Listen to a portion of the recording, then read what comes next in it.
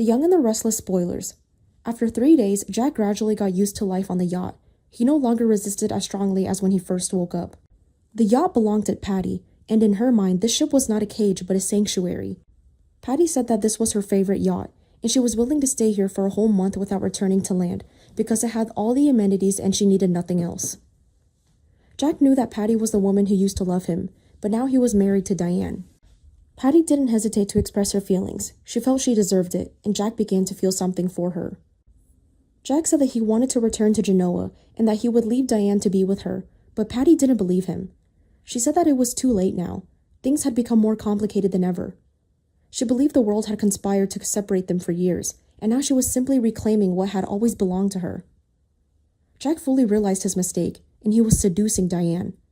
Patty was unpredictable, and the isolation on the yacht meant any reckless action could lead to disaster. So Jack did something few in Genoa City could have imagined he could do. He adapted. He stopped resisting.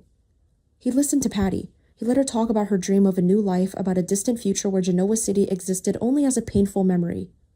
She spoke of the Mediterranean sun, of the narrow streets of Spain where no one knew their past, of a home where they could finally live without judgment or interference. For Patty, it was a beautiful dream. For Jack, it was a carefully orchestrated illusion he had no choice but to step into. Jack said he never wanted to go to Spain, so take him back. One night, as the yacht drifted silently under the distant starry sky, Jack did something that changed everything. He kissed her. Diane was waiting for Jack, and she cried every day. For Patty, it was the confirmation she had waited for. Years of longing crumbled in a single moment that seemed to prove every decision she has made was right. The barrier she had always feared between them had vanished. Jack was no longer the man who had rejected her feelings. Now he was the man who had finally accepted them. What Patty didn't realize was that their intimacy was not hidden from the world. Every moment was recorded. Somewhere far away, Victor Newman sat silently as images from the yacht flashed before his eyes. Victor had never been one to believe in coincidences. From the beginning, he understood that Patty's obsession with Jack could be turned into a powerful weapon. And now, as the evidence gradually unfolded before him, he subtly smiled with satisfaction. Jack Abbott had taken the bait. The photos were undeniable. Jack and Patty together on the yacht, their intimacy unmistakable, their bond undeniable. For Victor, it was the final confirmation that his plan had succeeded beyond expectations. Jack, the proud leader of Jabbit, the man who had fought against Victor Newman for decades, had now abandoned everything that had defined him. Victor wasted no time. The evidence was carefully packaged and sent straight to Diane. For days, Diane had not given up hope. She pressed the investigators, questioned every clue, and refused to believe that Jack had simply vanished without a trace. Her determination kept the search going even as others began to doubt. But when Victor's message arrived, everything changed. The images told a horrifying story. Jack wasn't a prisoner trying to escape. He stood beside Patty willingly, his expression calm, even affectionate. The photos suggested something far more painful than kidnapping or coercion. They suggested betrayal. Victor's message was brief but cruel. Stop the search. Patty filled the silence the way she always did when she was nervous, not with small talk but with confession, as if words could scrub years off her skin and turn her into someone new. On the yacht with the sea pressing in from every direction, and Genoa City reduced to a distant myth, she spoke as though this was a sacred place of rebirth. She told Jack about the nights she spent staring at a ceiling and hearing every mistake she'd ever made echo back at her, about how she used to blame everyone else because blaming herself felt like drowning, and about the slow, a humiliating moment she realized that if she wanted a different life, she would have to become a different person. She described working on herself the way other people described surviving a war each day, another battle against the darkest parts of her mind. She insisted she wasn't asking Jack to forget anything. She was asking him to see the effort to believe that redemption could exist even for someone like her, and she said his forgiveness mattered because it would mean she wasn't permanently trapped inside the worst version of herself. Jack listened without giving her the reaction she craved. His face stayed controlled, his eyes careful as if he were watching a fire he wasn't sure he could outrun. Patty's voice softened when she spoke about him, about the wounds she believed he carried that no one else understood. She told him she wanted to help him heal, that she wanted to be the person who finally gave him peace instead of taking it away.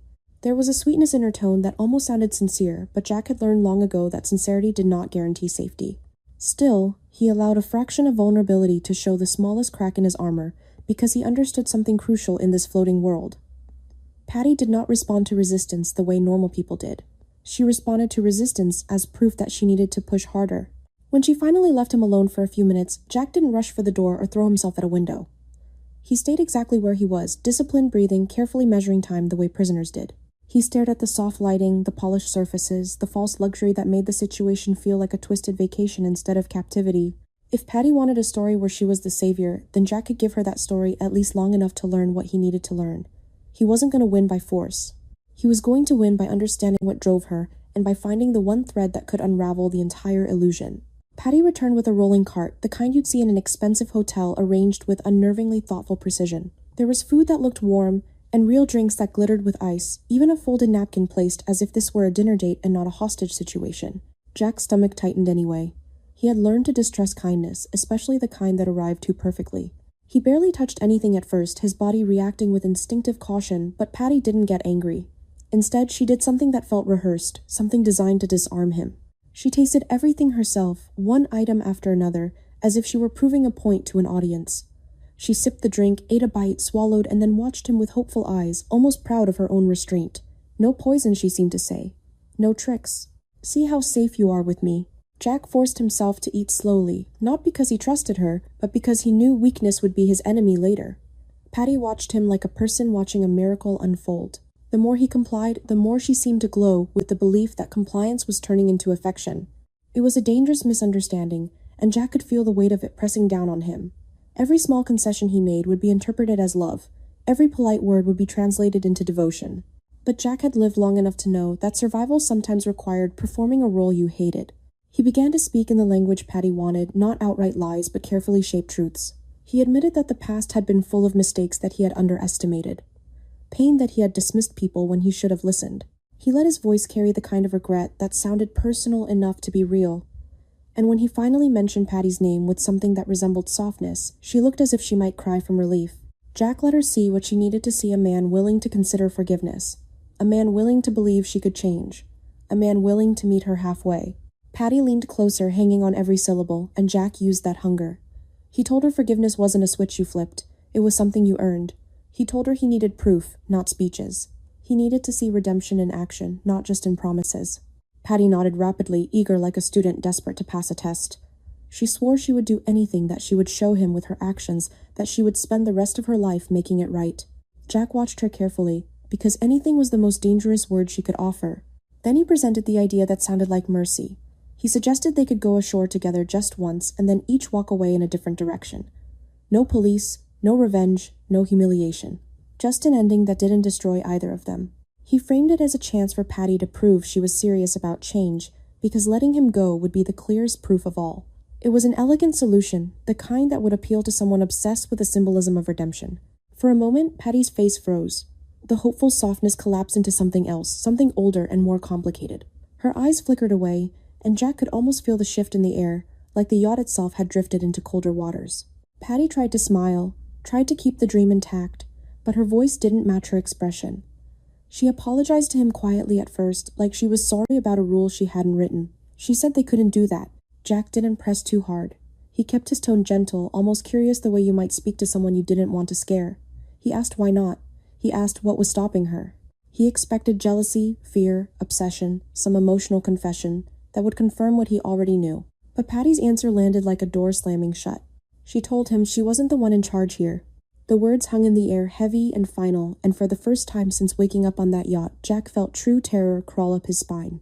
Because if Patty, the woman capable of burning down her own life for a fantasy, was saying she didn't have control, then the situation was far worse than he'd imagined. The yacht wasn't just a prison built from her obsession. It was a stage, a piece of a larger plan. And Patty, for all her intensity, might not even be the mastermind. Jack kept his face calm, but his mind raced. Someone else was pulling the strings. Someone had given Patty permission, resources, a destination. Someone was using her fixation as camouflage, turning her love into a weapon. And suddenly, the intimacy, the food, the gentle speeches about redemption, none of it felt like a personal delusion anymore. It felt like preparation, conditioning, a strategy designed to soften him, confuse him, and isolate him emotionally before the real threat revealed itself. Patty's hands tightened around the edge of the cart as if she were bracing herself. She looked at Jack with a strange mix of apology and devotion, as though she wanted him to understand that she had tried to do this the right way, but there were limits even she couldn't cross. She was pleading for him to see her effort to recognize that she wasn't lying about wanting redemption, but her confession had already reshaped everything. Because Jack finally understood the most terrifying possibility of all, Patty's love might not be the cage, it might be the bait.